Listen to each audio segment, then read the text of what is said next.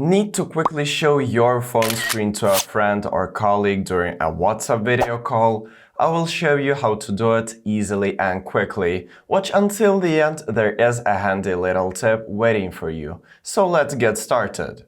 First guys, open WhatsApp on your device and in the Chats tab, just select the chat you want to start a video call with and locate the video camera icon right there in the top right corner to initiate the video call. Once your contact answers the call, just click on the screen and in the bottom menu, click on the three-dot menu right there. From the pop-up menu, click on the share screen feature and set it for entire screen because it's easier. Click start now to confirm the action and your screen will start sharing with the other person.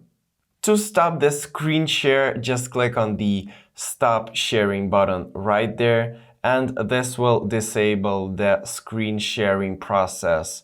So, end the call when you are done and now you know how to share your screen through WhatsApp during a video call.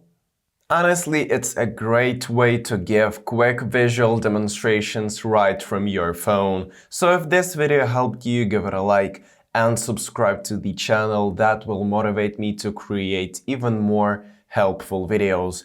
Thank you for watching until the end. See you in the next video. Bye.